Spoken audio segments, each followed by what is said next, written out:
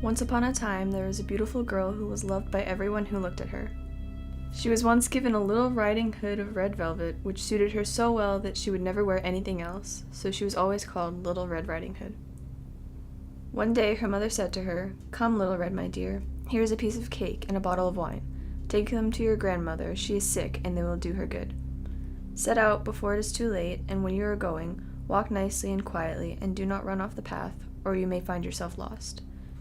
Her grandmother lived out in the wood, half a league from the village, and just as Red entered the wood, she encountered a wolf. She did not know what a wicked creature he was, and was not at all afraid of him. They exchanged pleasantries. When asked where she was going, Little Red revealed to the wolf the exact location of her grandmother's home. The wolf thought to himself, "What a tender young creature! What a nice plump mouthful! She will be better to eat than the old woman. I must act craftily so as to catch both." Little Red raised her eyes, and when she saw a clear light of day and the crisp leaves resting all about, she thought, "Suppose I take grandmother a bright leaf? That would please her too. It is so early in the day that I shall still get there in good time." So she ran from the path into the wood to look for a perfect leaf for her lovely grandmother, and so got deeper and deeper into the wood. Meanwhile, the wolf ran straight to the grandmother's house and knocked at the door.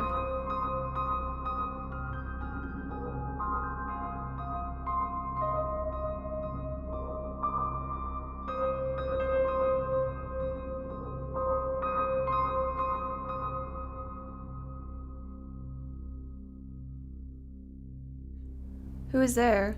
"Little Red Riding Hood," replied the wolf. "She is bringing cake and wine." "Lift the latch," called out the grandmother.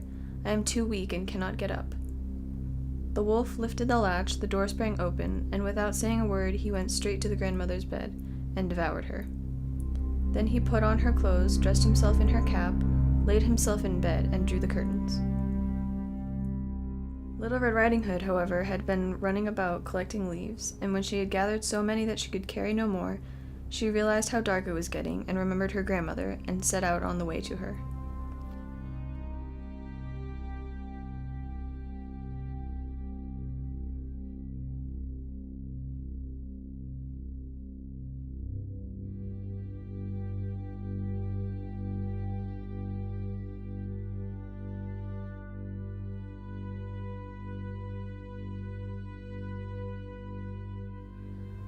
She was surprised to find the cottage door standing open, and when she went into the room, she felt very uneasy.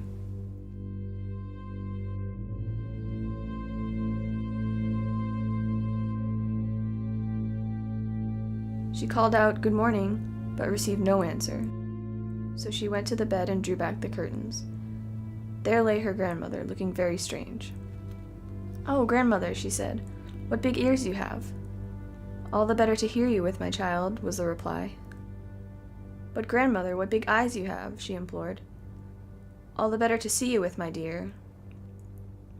"But grandmother, what large hands you have." "All the better to hug you with," said the wolf. "Oh, but grandmother, what a terribly big mouth you have," cried Little Red. "All the better to eat you with, my dear."